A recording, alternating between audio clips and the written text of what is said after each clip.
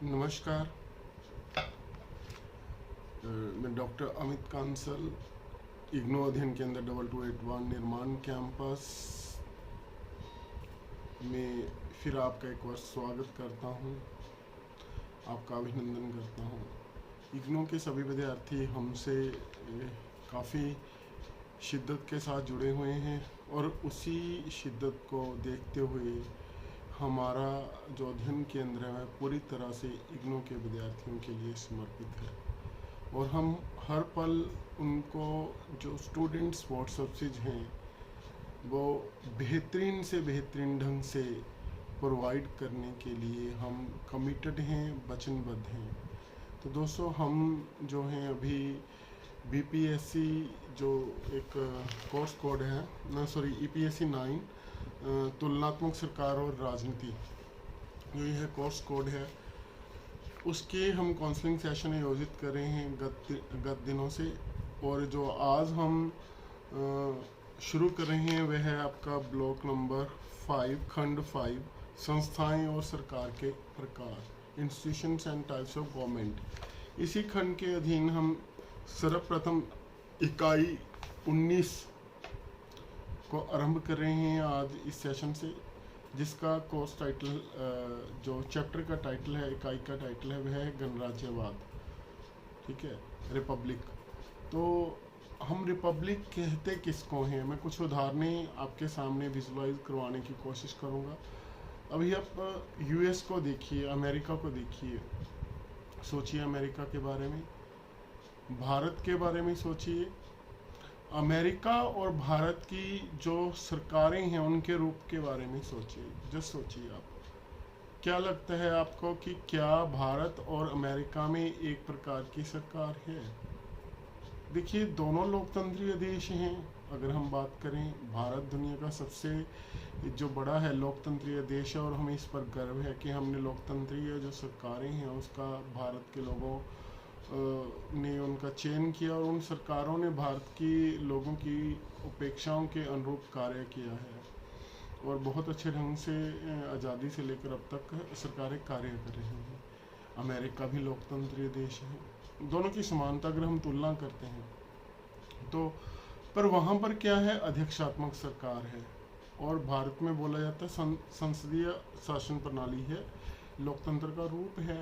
वहाँ presidential government है, लेकिन भारत में जो है पार्लियामेंट्री गवर्नमेंट है। लेकिन एक बात को देखिए कि वहाँ पर जो सरकार का अध्यक्ष है वो कौन है, वो राष्ट्रपति हैं, वहाँ के प्रेसिडेंट हैं। तो उनका चुनाव होता है, एक निश्चित अवधि के लिए होता है। तो 4 साल के लिए अमेरिका के राष्ट्रपति का चुनाव होता है। और भारत में भी जो राष्ट्रपति हैं वो निर्वाचित हैं अप्रत्यक्ष रूप से, जैसे कि अमेरिका के राष्ट्रपति निर्वाचित होते हैं। वहाँ भी एक इलेक्टोरल कॉलेज द्वारा जो है अमेरिका के राष्ट्रपति का चुनाव होता है प्रत्येक 4 वर्ष के बाद। और यहाँ पर भारत में भी जो राष्ट्रपति हैं उनका चुनाव प्रत्येक 5 वर्ष के बाद होता है, कि इलेक्टोरल कॉलेज द्वारा किया जाता है। चाहे चुनाव विधि अलग अलग है दोनों की। तो हम देखते हैं कि अमेरिका को भी हम एक रिपब्लिक बोलते हैं, ठीक है, और भारत को भी हम एक रिपब्लिक बोलते हैं, रिपब्लिक ऑफ इंडिया बोलते हैं। चाइना की बात करें बोलते तो हम उसको भी रिपब्लिक है, क्योंकि वहाँ के जो राष्ट्रपति हैं वे भी निर्वाचित हैं। चाहे कहने की बात यह है कि वहाँ, जैसे कि हमने पहले बात की है कि 1 पार्टी सिस्टम है, तो ऐसी स्थिति में जहाँ 1 पार्टी सिस्टम होता है वहाँ चुनाव या लोकतंत्र एक दिखावा मात्र होता है। लेकिन अब हम 3 देशों को, हम इन तीनों को क्या बोल रहे हैं, गणराज्य बोल रहे हैं, लोकतंत्र बोल रहे हैं। 3 की मैं एग्जांपल कर रहा हूँ आपके सामने, है ना। परंतु अगर हम बात करें यूके की, यूनाइटेड किंगडम की, जिसे हम आम भाषा में इंग्लैंड बोलते हैं, तो भारत और इंग्लैंड की तुलना करें तो आपको क्या लगता है? देखो, भारत की जो संसदीय शासन प्रणाली है वैसी संसदीय शासन प्रणाली कहाँ पर है, यूके में है। इन प्रणालियों के बारे में विस्तृत अध्ययन हम करेंगे, लेकिन आज मेरा जो उद्देश्य है वह आपको गणराज्य के बारे में समझाना है। लेकिन यूके एक गणराज्य नहीं है, यूके एक गणराज्य नहीं है। वहाँ राजतंत्र है, सीमित राजतंत्र है, मोनार्की है, लिमिटेड मोनार्की है। क्यों? क्योंकि जो यूके है वहाँ का जो अध्यक्ष है, राज्य अध्यक्ष है, राज्य का मुखिया है, हेड ऑफ द नेशन है, वो जनता द्वारा निर्वाचित तो नहीं है। वह तो क्या है, वंशानुगत, हेरिडिटरी रूप से जो वहाँ की रानी है एलिजाबेथ सेकंड भी वहाँ की महारानी है, तो वो अपनी गद्दी पर विराजमान है। कब तक विराजमान रहेंगी? जब तक वो खुद उस पदवी को नहीं छोड़ देती, जब उनकी मृत्यु नहीं हो जाती। जो राजा या रानी होता है एक राजतंत्र में, जब उसे सत्ता से मुक्त नहीं कर दिया जाता क्रांति वगैरह के माध्यम से, वो तब तक पदवी पर बने रहते हैं। और राजे का पुत्र, जब पुत्री, जो राजकुमारी युवराज होते हैं, वो उस राजा या रानी के पश्चात राजगद्दी पर एक उत्तराधिकारी के रूप में बैठते हैं। कहने का अर्थ है कि राजतंत्र की उदाहरण हमने वहाँ बात की, हालांकि वहाँ लोकतंत्र है, लेकिन उसके बावजूद भी जो देश का अध्यक्ष है उसे एक सीमित राजतंत्र के रूप में वहाँ स्थापित किया गया है। राजा या रानी वहाँ का अध्यक्ष रहता है। तो हमने फिल्मों में देखा होगा, आप देखिए बहुत सारी फिल्मों में क्या होता है, जैसे एक फिल्म है धर्मवीर, मुझे याद है बचपन में मैंने देखी हुई है, धर्मेंद्र और जितेंद्र की वह फिल्म है। तो उस ऐसी फिल्मों में क्या होता था, जो राजाओं वाली फिल्में होती थी, वहाँ पर राजा होता था, उसका सेनापति या कोई और पारिवारिक सदस्य राजा के विरुद्ध क्रांति करता था, और उसकी कोशिश होती थी कि वो राजा को पदस्थ करके, राजा को सत्ता से मुक्त कर कर खुद सत्ता पर खुद राजा का पद ग्रहण कर ले।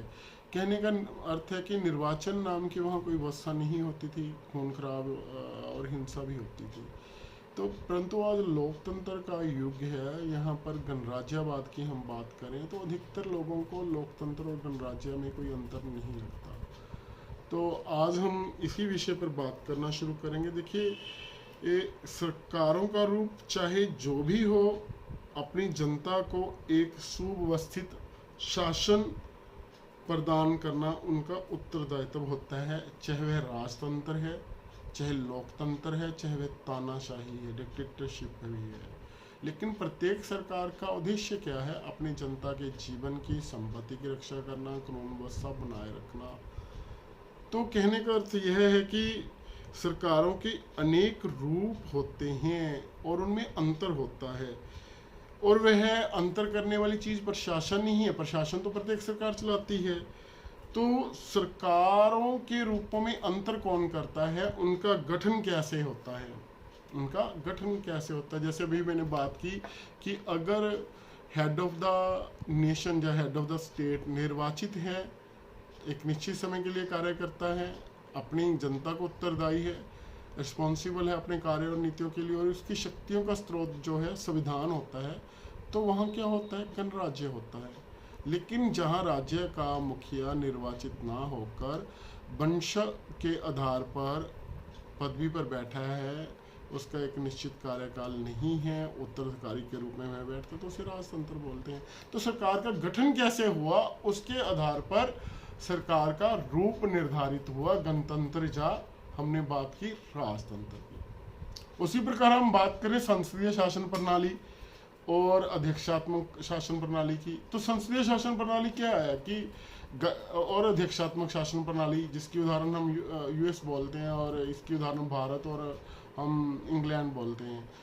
तो दोनों में निर्वाचन तो होता है, लेकिन वहाँ गठन कैसा? सरकार के 3 अंग है, विधानपालिका, कार्यपालिका और न्यायपालिका। तो जो 2 अंग हैं, विधानपालिका और कार्यपालिका में कैसा संबंध है, उनके आधार पर सरकारों का जो है संसदीय शासन प्रणाली या अध्यक्षात्मक शासन प्रणाली के रूप में उनकी जो है गठन माना जाता है, उनकी रूप निर्धारित किया जाता है। अगर विधानपालिका और कार्यपालिका में घनिष्ठ संबंध है और कार्यपालिका विधानपालिका को जवाबदेह है, उत्तरदायी है, रिस्पॉन्सिबल है, तो हम उसे संसदीय शासन प्रणाली बोलते हैं। इसके विपरीत अगर कार्यपालिका और विधानपालिका में आपस में संबंध नहीं है, कार्यपालिका विधानपालिका का हिस्सा नहीं है और कार्यपालिका अपने कार्यों और नीतियों के लिए विधानपालिका को उत्तरदायी नहीं है, तो हम उसे अधिकारात्मक शासन प्रणाली बोलते हैं। ठीक है। उसी प्रकार अगर जो है सरकार की शक्तियों पर किसी प्रकार का हम राजतंत्र की बात करते हैं, अगर राजतंत्र के अधीन राज्य की शक्तियों पर, राजा या रानी की शक्तियों पर कोई अंकुश नहीं है, तो हम उसे निरंकुश राजतंत्र बोलते हैं। लेकिन अगर उसकी शक्तियां सीमित हैं, कानून के अनुसार सीमित है, तो हम उसे सीमित जो है राजतंत्र बोलते हैं। तो कहने का अर्थ किया है कि सरकारों के अनेक रूपों में अंतर जो किया जाता है वह प्रशासन के आधार पर नहीं, उसके गठन के आधार पर किया जाता है। उसका गठन किस प्रकार होता है, उसकी अपनी जो आंतरिक ढांचागत संस्थाएं हैं वो कैसे काम करती हैं, वो कैसे काम करती हैं, उनका आपस में संबंध किस तरह से है। देखिए, गठन कैसे हुआ, पहले निर्वाचित है जब वंशानुगत, फिर उसकी जो संस्थाएं हैं वो कैसे काम करती हैं। ठीक है। उसके पास निरंकुश शक्तियां हैं या सीमित शक्तियां हैं। जब फिर हम बात करते हैं कि उसकी जो संस्थाएं हैं, जैसे मैंने बात की विधानपालिका और कार्यपालिका की, तो उनमें संबंध कैसा है आपस में, इस आधार पर जब वो किस उद्देश्यों की पूर्ति करना चाहती हैं, किस उद्देश्यों की पूर्ति करना चाहते हैं। देखिए, निरंकुश राजतंत्र में क्या है, हमने अक्सर देखा है कि जो एक निरंकुश राजा होगा उसके पास असीमित शक्तियां होंगी, उसको भ्रष्ट होगा, उसे मगरूर होगा, वो जनता की कोई सुनवाई नहीं करेगा, उत्तरदायी नहीं होगा, वो अपनी खुशी के लिए, अपने हितों की रक्षा के लिए कार्य करेगा। लेकिन जो एक निर्वाचित सरकार होगी उसका उद्देश्य क्या होगा, अपनी जनता के लिए, उसके कल्याण के लिए अधिक से अधिक कार्य करना। तो उद्देश्य भी किसी सरकार के रूप को आधारित करते हैं। तो अब सरकारों के रूप को जो आधारित करने वाले मतलब लक्षण हैं वो कौन कौन से हैं। पहला, गठन कैसे हुआ है। दूसरा, उसकी संस्थाएं कार्य कैसे करती हैं। तीसरा, उसकी संस्थाओं जो सरकार के अंगों में संबंध कैसा है और वे कौन से उद्देश्यों की पूर्ति करना चाहते हैं। इन आधारों पर जो है सरकारों का जो है जो रूप है वो तय किए जाते हैं। तो राजनीतिक जो विचारक हैं उन्होंने सरकारों का समय समय पर वर्गीकरण किया है। तो अरिस्टो को हम, जो यूनान के विद्वान थे, जिन्हें हम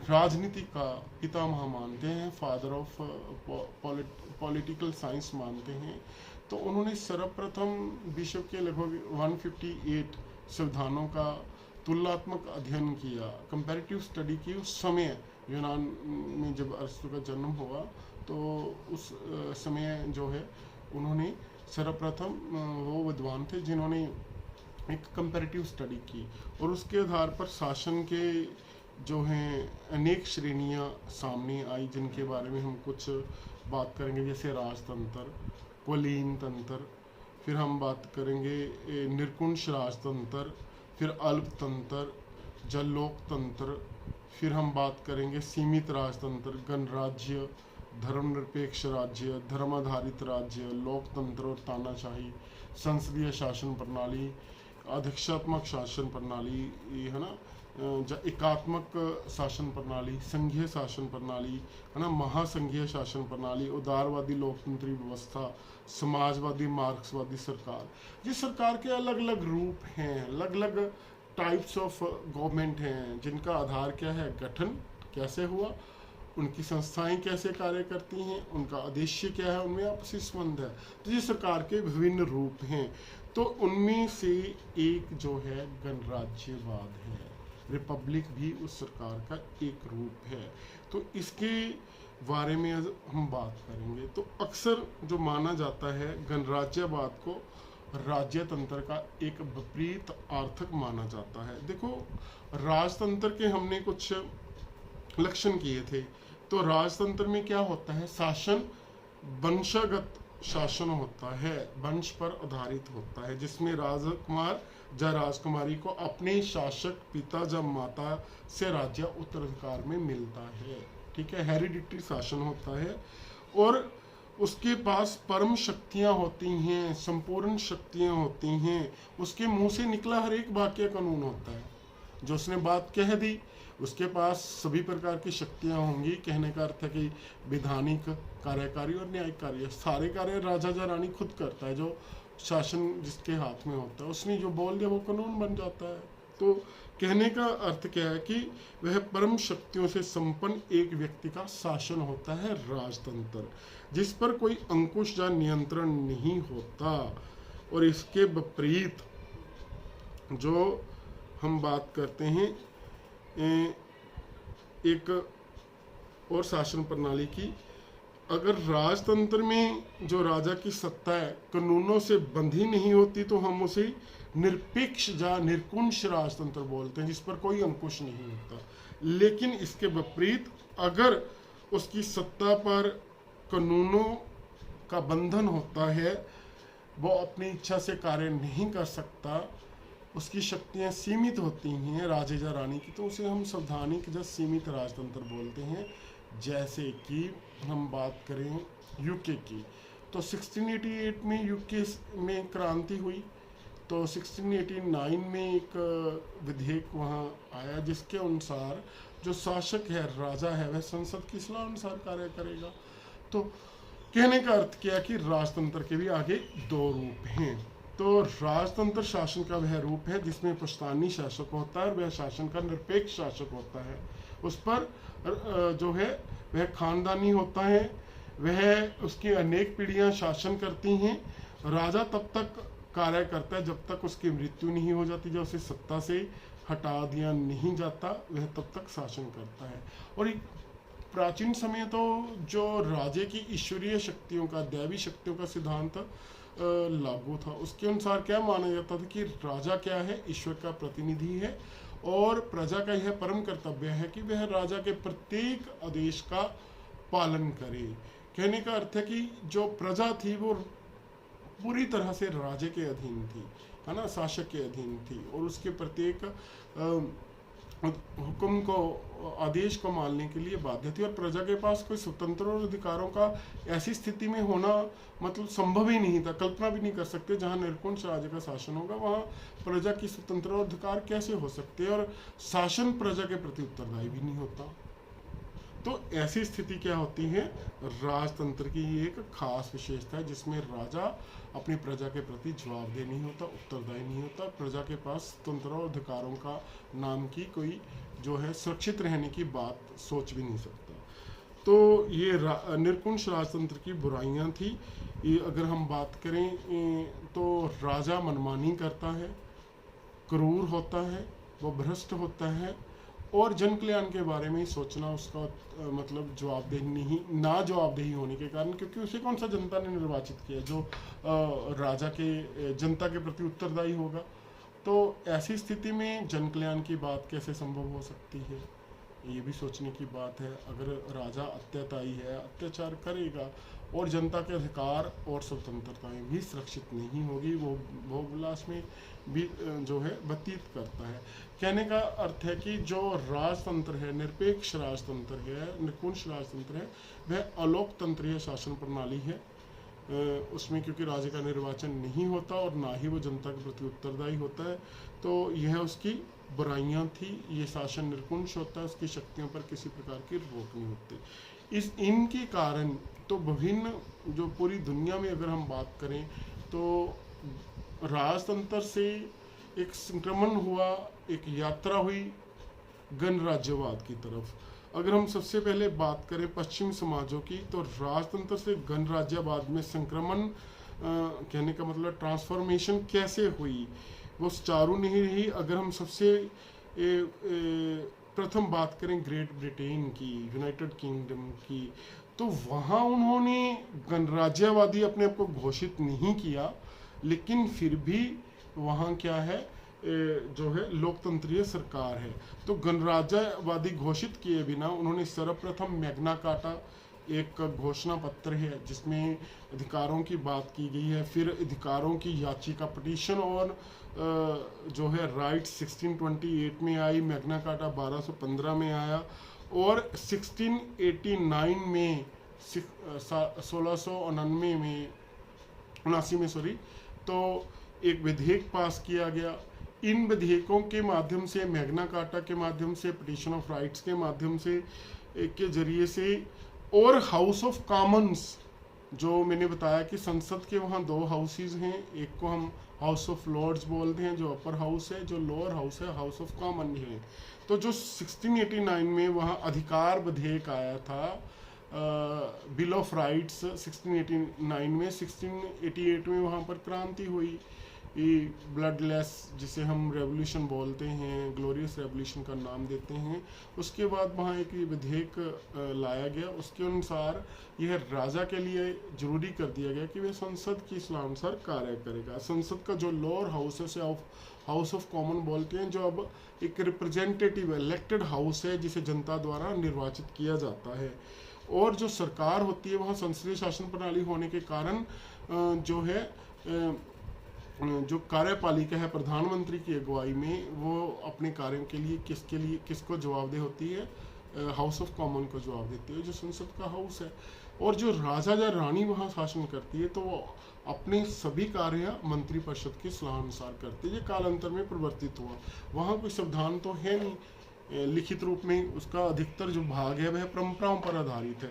तो वहाँ गणराज्यवादी घोषित चाहे नहीं किया गया, लेकिन जो निर्कुंज शक्तियाँ थी राजे की उसको कटौती कर दी गई, और जो वहाँ का उसका जो शक्तियों का था वो लोकतंत्रीकरण कर दिया गया। और वो ब्रिटेन कई सदियों के एक लंबे काल से गणराज्यवादी बन गए। वो कैसे बने, इनके माध्यम से 1215 से मैग्ना कार्टा उनको अधिकार शक्ति मिलनी शुरू हुई, और राजे का शासन था वो धीरे धीरे क्या होता गया, सीमित राजतंत्र के रूप में परिवर्तित हो गया, और राजा या रानी वहाँ की क्या बन गई, एक संवैधानिक हेड बन गई। हालांकि वह सीमित राजतंत्र निर्वाचित तो नहीं है, लेकिन एक गणराज्यवादी की तरह ही वहाँ की जो राजतंत्र था उसका ट्रांसफॉर्मेशन हो गया। उसी प्रकार अगर हम बात करें फ्रांस में बात करें तो गणराज्यवाद में संक्रमण कैसे हुआ। 1789 में वहाँ पर लिबर्टी, इक्वलिटी, फ्रेटर्निटी के जो एक स्लोगन दिया गया, उसके आधार पर फ्रांस में एक रेवोल्यूशन हुई, क्रांति हुई, और क्रांति के द्वारा राजतंत्र का उन्मूलन कर दिया गया, राजतंत्र खत्म हो गया। जैसे कि ब्रिटेन में जो अलग अलग परंपराएं आई, जिस परिस्थितियां घटनाएं घटी, उनके कारण वहाँ राजतंत्र का जो निरंकुश राजतंत्र था वो सीमित राजतंत्र में, संवैधानिक राजतंत्र में परिवर्तित हो गया, और संसदीय शासन प्रणाली के अनुरूप जो राजा है वहाँ का, जो रानी है, वो एक नामात्र की nominal head of the state बनकर रह गई, उसके पास जो है शक्तियाँ नहीं रही। जबकि फ्रांस में 1789 में क्रांति हुई, इसके बाद राजतंत्र का उन्मूलन हुआ। इसी प्रकार से हम बात करते हैं कि इटली में 1840 में गणराज्यवाद आया, राष्ट्रवाद का जो परिणाम था, राष्ट्रवाद नेशनलिज्म के कारण वहाँ इटली में 1840 में गणराज्यवाद आया। और उसी प्रकार से हम बात करें जो है रूस की, आज के जो रशिया की बात करें तो वहाँ पर 1917 में क्या हुई, क्रांति हुई, सोशलिस्ट क्रांति हुई, और उसके बाद वहाँ पर जो जार का निरंकुश शासक था, जिसे जार बोला जाता है, उसका शासन खत्म हुआ और राजतंत्र का उन्मूलन हुआ, और आज वो भी एक गणतंत्र है, गणराज्य है, रशिया भी, है ना।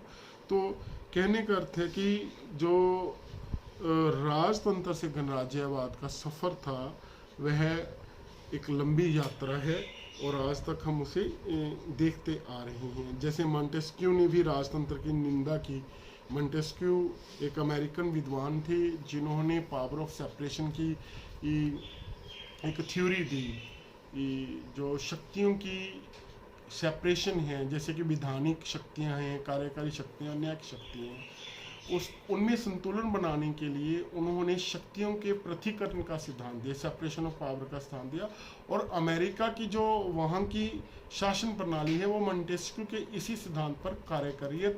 मॉन्टेस्क्यू ने जो सेपरेशन ऑफ पावर की थ्योरी दी, उसका उद्देश्य क्या था कि कोई भी सरकार का अंग इतना शक्तिशाली ना बन जाए कि जिससे कि वो तानाशाह बन जाए, और उनकी जो सरकार के अंग हैं, डिफरेंट ऑर्गन्स हैं, उन पर उनकी शक्तियां, एक अंग की शक्तियां इस प्रकार से निश्चित की गई हैं कि वो दो अन्य अंगों पर क्या लगाए, रोक लगाए। विधान पालिका पर किसकी रोक है, कार्यपालिका और न्यायपालिका की। कार्यपालिका पर किसकी रोक है, विधान पालिका और न्यायपालिका की। न्यायपालिका पर किसकी रोक है, कार्यपालिका और विधान पालिका की।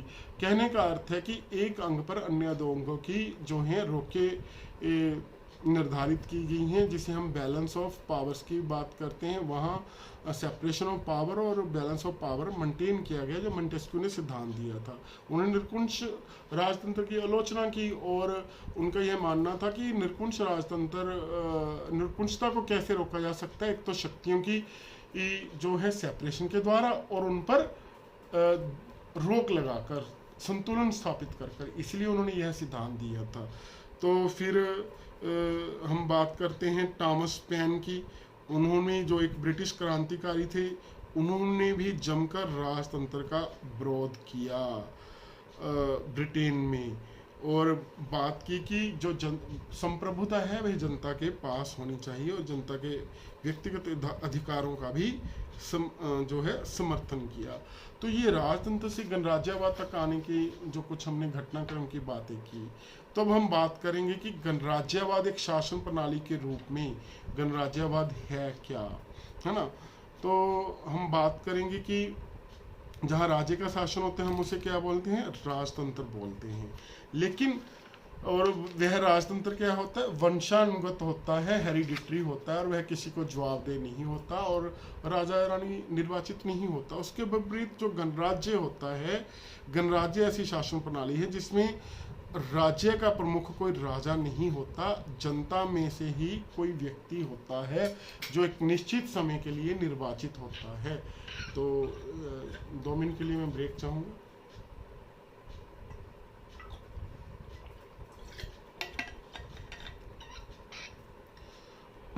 तो गणराज्य एक ऐसी शासन प्रणाली है जिसमें राज्य का प्रमुख कोई राजा नहीं, जनता में से आने वाला कोई व्यक्ति होता है। और राजतंत्र में तो वंश आधारित होता है, हेरिडिटरी होता है और जीवन पर्याप्त वो अपने इस पदवी पर बना रहता है। लेकिन गणतंत्र में जो व्यक्ति होता है, निर्वाचित व्यक्ति होता है, वह एक समय के लिए निर्वाचित होता है, उसकी एक समय अवधि होती है। जैसे भारत में जो भारत के माननीय राष्ट्रपति वे 5 वर्ष के लिए निर्वाचित होते हैं, ठीक है, और अमेरिका में 4 वर्ष के लिए होते हैं अगर हम बात करें तो। और उसकी शक्तियों का स्रोत क्या होता है, कानून होता है, संविधान होता है, जनता होती है और उसके अनुसार ही वो शक्तियाँ करता है। जबकि राजतंत्र में क्या होता है, राजा अपनी इच्छा अनुसार शासन करता है, उस पर कोई रोक ही नहीं होती।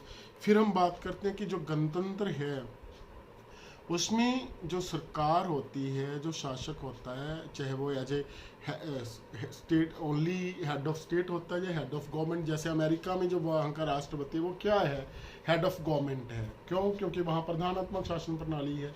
लेकिन भारत में संसदीय शासन प्रणाली है, इसलिए वो क्या है, हेड ऑफ स्टेट है, हेड ऑफ गवर्नमेंट नहीं है, जैसे कि अमेरिका में है। भारत में हेड ऑफ गवर्नमेंट कौन है, प्रधानमंत्री। तो गणराज्यवाद में जो जवाबदेही निश्चित होती है, वह अपने कार्यों और नीतियों के लिए जनता के प्रति उत्तरदायी होता है, वह संवेदनशील रहता है और जनता के अधिकारों और स्वतंत्रताओं पर जोर देता है और जनमत के अनुसार कार्य करने के लिए बाध्य होता है। ये कुछ गणतंत्रवाद के कुछ विशेषताएं थी, लक्षण थी, जिनको हमने राजतंत्र के कंपैरेटिवली डिस्कस किया यहाँ पर। तो अब हम बात करेंगे लोकतंत्र और गणराज्यवाद की तुलना। देखो, जो लोकतंत्र का मैं यहाँ एक वर्ड यूज़ करूँगा, आप काइंडली इसे नोट कर लीजिए। आपकी बुक में जो इग्नू के नोट्स हैं, जो आपका स्टडी मटेरियल दिया गया, उसके पेज नंबर 39 पर ब्लॉक 5 में ये लिखा हुआ है कि लोकतंत्र वह सब कुछ है जो गणराज्यवाद है, पर गणराज्यवाद पूरा का पूरा लोकतंत्र नहीं है। इस कथन में बिल्कुल सच्चाई, इसे समझने की जरूरत है। देखिए, गणराज्यवादी शासन लोकतंत्र का एक रूप है। तो लोकतंत्र में तो संसदीय शासन प्रणाली भी है, प्रधान की शासन प्रणाली भी है और गणराज्य भी है। तो गणराज्य क्या है, रिपब्लिक होना लोकतंत्र का एक रूप है, that is a form of democracy, ठीक है। परंतु यह आवश्यक नहीं है कि प्रत्येक लोकतंत्रीय सरकार गणराज्यवादी हो। जो ऊपर कथन मैंने बोला कि लोकतंत्र वह सब कुछ है जो गणराज्यवाद है, तो पर गणराज्यवाद पूरा का पूरा लोकतंत्र नहीं है। तो मैं आपको इस अर्थ का मीनिंग समझा रहा था। तो इस उक्ति का, इस पंक्ति का मीनिंग क्या है कि लोकतंत्र का जो एक रूप है वह गणराज्य है, लेकिन यह आवश्यक नहीं कि प्रत्येक लोकतंत्रीय सरकार गणराज्यवादी हो। इसका उदाहरण मैं आपको बताता हूँ। ब्रिटेन में हम बात करते हैं, ब्रिटेन में लोकतंत्र है लेकिन वह गणराज्य नहीं है। ब्रिटेन को हम मोनार्की बोलते हैं, we don't call it republic. हम कभी भी बात नहीं करते कि यूके एक रिपब्लिक है, हालांकि वहाँ लोकतंत्रीय गवर्नमेंट है, डेमोक्रेटिक गवर्नमेंट है, लेकिन वहाँ डेमोक्रेटिक गवर्नमेंट है, उसका जो रूप है वह संसदीय शासन प्रणाली है। संसदीय शासन प्रणाली में सरकार के दो रूप होते हैं, एक जो होती है नॉमिनल गवर्नमेंट होती है, एक दूसरी क्या होती है, रियल एग्जीक्यूटिव होती है, कार्यपालिका होती है। तो रियल कार्यपालिका के रूप में वहाँ मंत्रिपरिषद है जिसकी अगुवाई कौन करता है, प्रधानमंत्री। लेकिन वहाँ वंश पर आधारित लोकतंत्र है जिसे हम संवैधानिक लोकतंत्र बोलते हैं, क्योंकि उसकी शक्तियां सीमित कर दी गई हैं। वह निर्वाचित जो सरकार है उसकी जो सलाह अनुसार कार्य करने के लिए बाध्य है। सरकार द्वारा, मंत्रिपरिषद द्वारा जो सलाह दी जाती है वह कार्य ही रानी द्वारा या राजे द्वारा किया जाता है, और सरकार अपनी नीतियों के लिए हाउस ऑफ कॉमन के माध्यम से जनता को जवाबदेह होती है। इस प्रकार देखिए, उसकी शक्तियां सीमित हैं, उसकी शक्तियां क्या है, वहाँ के कानून हैं, और उसकी जवाबदेही भी फिक्स है। लेकिन वहाँ क्या है, लोकतंत्र होने के बावजूद भी गणराज्य नहीं है। तो ब्रिटेन में लोकतंत्र है पर उसका शासक गणराज्यवादी नहीं है। अनेकों संवैधानिक राजतंत्र लोकतंत्री हैं पर गणराज्यवादी नहीं है, यह क्लियर मान लीजिए। लोकतंत्र और गणराज्यवाद की निकटता से इनकार नहीं किया जा सकता।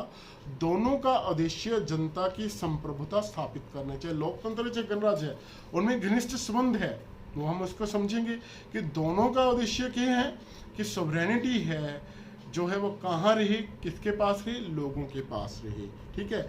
और दोनों का चरित्र प्रतिनिधित्वआत्मक है, बोथ आर रिप्रेजेंटेटिव। जो गणराज्य में राष्ट्रपति है वो किस क्या है, वह लोगों के द्वारा चुना गया, प्रत्यक्ष या अप्रत्यक्ष रूप में चुना गया, डायरेक्टली और इनडायरेक्टली इलेक्टेड, वो जनता का प्रतिनिधि है लोकतंत्र के सिद्धांतों के अनुसार। दोनों मनुष्य की के जो गरिमा है ना, डिग्निटी ऑफ मैन में बिलीव करते हैं लोकतंत्र में भी और गणराज्य में भी। क्या उद्देश्य रहता है कि मनुष्य की जो गरिमा है उसका आदर हो, उसका सम्मान हो, उसके अधिकारों और स्वतंत्रताएं सुरक्षित रहें, उसका किसी प्रकार से हनन ना हो, इस जो है मानक पर आधारित हैं। तो साथ ही साथ जो दोनों हैं, चाहे वो लोकतंत्र है चाहे वो गणराज्यवाद है, दोनों को मुझे इसलिए अलग अलग समझाना पड़ रहा है क्योंकि देखिए मैंने बात की गणराज्य लोकतंत्र का रूप है, लेकिन ब्रिटेन के संबंध में अगर हम बात करते हैं तो वहाँ लोकतंत्री सरकार होने के बावजूद भी गणराज्यवाद तो नहीं है। लेकिन जहां भी लोकतंत्र गणराज्यवाद है, लोकतंत्री गणराज्यवाद है, भारत के संविधान द्वारा हम भारत को क्या घोषित करते हैं, डेमोक्रेटिक रिपब्लिक, ठीक है। हम बात करते हैं कि भारत एक संप्रभुता संपन्न सेकुलर मैं इसको इंग्लिश में बोल लेता हूँ पहले, sovereign secular socialist democratic republic है। That is declare in the Indian, जो इंडियन कॉन्स्टिट्यूशन की प्रेम्बल है उसमें यह घोषित किया गया कि भारत एक प्रभुताशाली, समाजवादी, धर्मनिरपेक्ष, लोकतंत्रीय गणराज्य है। तो लोकतंत्रीय गणराज्य है भारत। तो वहाँ पर क्या होता है, जनमत के प्रति संवेदनाशीलता होती है, जनमत के विपरीत कार्य नहीं किया जाता, जनमत का जो है सम्मान किया जाता है, और जो शासक हैं वो किसको रिस्पॉन्सिबल हैं, जनता को रिस्पॉन्सिबल हैं, because they are the elected representative the government. तो यह था उनके बीच में संबंध, है ना। तो फिर भी दोनों में कुछ अंतर भी है, हम भेद कर सकते हैं। वो कैसे, लोकतंत्र अल्पमत पर बहुमत का शासन है जिसमें व्यक्ति के और अल्पसंख्यकों के अधिकारों के लिए सुरक्षा के उपाय नहीं होते। देखिए हम लोकतंत्र में क्या बोलते हैं, हमने कल किए थे निर्वाचन के सिद्धांत किए थे, डिफरेंट जो प्रोसेस हैं, कौन कौन सी निर्वाचन की विधियां हैं, उसमें हमने बात की थी, है ना। इलेक्शन प्रोसेस क्या है, तो उसमें क्या रहता है कि इलेक्शन बेसिकली कैसे होता है। लोकतंत्र में एक सिंगल मेंबर कॉन्स्टिट्यूंसी को अपनाया गया। जैसे उदाहरण के लिए हम बात करें कि जिस व्यक्ति को सबसे अधिक मत प्राप्त हो एक क्षेत्र में, वह निर्वाचित हो जाता है। तो वो क्या है, किसके कारण हुआ, बहुमत के कारण, चाहे वो साधारण बहुमत के कारण इलेक्टेड हो, चाहे वो कंप्लीट जो जिसे हम बहुमत बोलते हैं उसके अधीन हो, है ना, मेजोरिटी के अधीन हो, हम 51% जो आधे से ज़्यादा के बहुमत से इलेक्टेड हो। उसमें क्या होता है कि लोकतंत्र में अल्पमत के जो लोग होते हैं, अल्पमत का कई बार सम्मान नहीं होता और उसके अधिकारों और स्वतंत्रताओं की रक्षा के लिए उपाय नहीं होता। परंतु गणराज्य भी बहुमत का शासन तो है, पर उसमें लोकतंत्र के असीमित बहुमत के विपरीत एक सीमित बहुमत होता है। असीमित बहुमत के विपरीत एक सीमित बहुमत होता है। और गणराज्य में जो अल्पसंख्यक होते हैं, उन व्यक्तियों के अधिकारों की सुरक्षा भी सुनिश्चित की जाती है। ये दोनों में अंतर है। बहुमत तो दोनों में होता है, लेकिन इसमें क्या होता है, सीमित बहुमत होता है गणराज्य में। और जो अल्पसंख्यकों के अधिकार और सुरक्षाएं हैं, स्वतंत्रताएं हैं, उनको सुरक्षित करने की व्यवस्था वहाँ रहती है, ऐसा ये माना जाता है।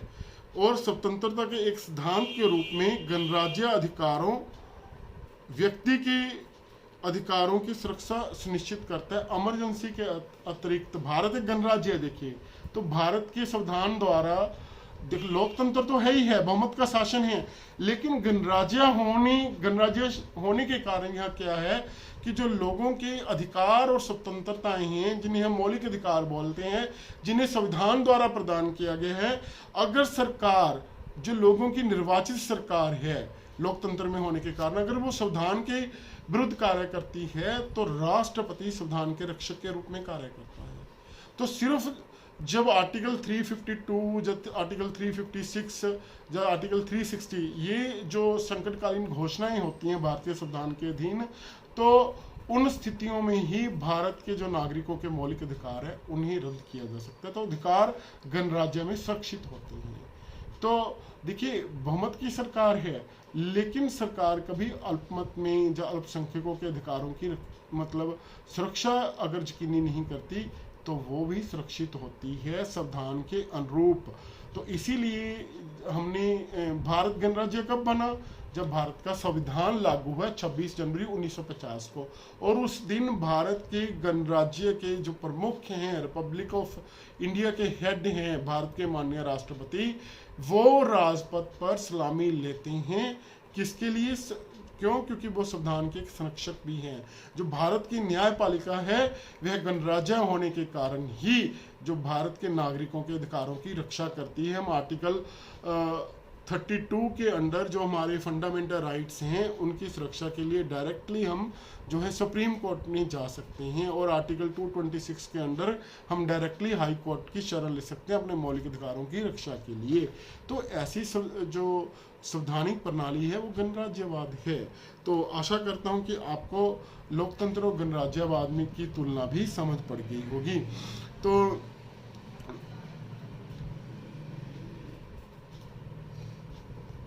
आज का जो हमने टॉपिक यहाँ पर किया है, वो हमने गणराज्यवाद को समझा। गणराज्यवाद और लोकतंत्र में नहीं, जो व्यक्ति हैं उनमें एक गणराज्यवाद एक अस्पष्ट सा जो है मीनिंग बना रहता है, वो क्लियर नहीं रहता। तो हमने गणराज्यवाद को समझने के लिए हमने राजतंत्र के साथ उसकी तुलना की विद एग्जाम्पल्स, और उसी प्रकार से हमने लोकतंत्र के साथ उसकी तुलना की। भारत में क्यों हमने ये दोनों वर्ड यूज़ किए हैं, डेमोक्रेटिक रिपब्लिक के रूप में हमने वो बात की, गणतंत्र दिवस की बात की, संविधान की बात की, संविधान के रक्षक के रूप में राष्ट्रपति की भूमिका की बात की, है ना। तो हमने इस तरह का जो आज पूरा विवरण आपको बताया कि मैं आशा करता हूँ कि जो गणराज्यवाद का जो सिद्धांत है वो आपको समझ पड़ गया होगा।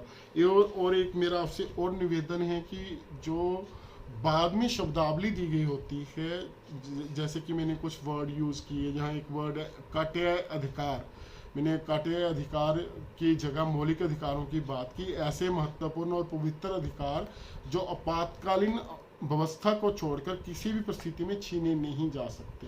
तो यहाँ अकाट्य अधिकार वर्ड का यूज़ किया गया। ऐसे जो शब्द हैं हिंदी के, कई बार क्या होता है कि जो इग्नू का स्टडी मटेरियल है वो बहुत उच्च कोटि का है, तो वहाँ पर स्टैंडर्ड हिंदी का प्रयोग किया जाता है। अगर हिंदी मीडियम में हम बात करते हैं तो उसमें अगर शब्दावली में आपको कोई दिक्कत आती है तो जो इसमें आपका अंत में सारांश के बाद शब्दावली के मीनिंग भी दिए गए होते हैं। जैसे अधिकार विधेयक की बात की थी 1688 में की क्रांति के बाद 89 में जो राजा रानी द्वारा हस्ताक्षरित एक चार्टर है जो यह व्यवस्था करता है कि उसके बाद राजा संसद की सलाह अनुसार काम करेगा।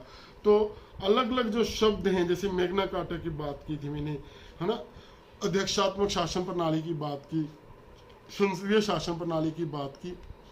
तो जो भी मैंने बातें की, अगर उनका फिर भी किसी का कोई शब्द मेरे से स्किप हो जाए तो कृपया लेट अस नो। मुझे आप मेल कर सकते हैं nirmancampus.snam@gmail.com पर। मुझे आप लिख भेजिए, मैं और साथ में अपना एनरोलमेंट लिखिए, अपना फ़ोन नंबर लिखिए। मैं खुद व्यक्तिगत रूप से जो आपकी समस्या है उसके संबंध में आपका समाधान करूँगा। और क्योंकि अभी लॉकडाउन धीरे धीरे जो है बढ़ रहा है, कम नहीं हो रहा, बढ़ रहा है। तो लास्ट ईयर इस समय हमारे देश में लॉकडाउन खुल रहा था, लेकिन अब धीरे धीरे लॉकडाउन बढ़ रहा है और पाबंदियाँ सख्त हो रही हैं।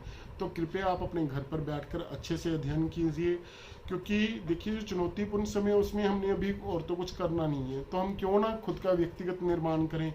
हम घर पर बैठते हुए अच्छी जो वीडियोज़ हैं कुछ उनको देखें, अच्छी पुस्तकें पढ़ें, है ना, कुछ क्रिएटिव वर्क करें जिससे कि हम तनाव से मुक्त हो सकें। जो सारा दिन मीडिया पर, मीडिया का काम है, मीडिया की ड्यूटी है वो सब कुछ दिखाना, लेकिन हमारा ही ड्यूटी नहीं है कि हम सारा टाइम उन नकारात्मक शब्द जो न्यूज़ है उनको देखते रहें। तो हम कुछ पॉजिटिव सकारात्मक चीज़ों को देखें, पढ़ें, सुनें। देखिए ऑक्सीजन की आज कमी है तो ऑक्सीजन प्लांट लग रहे हैं, क्यों ना हम प्लांट्स लगाएं।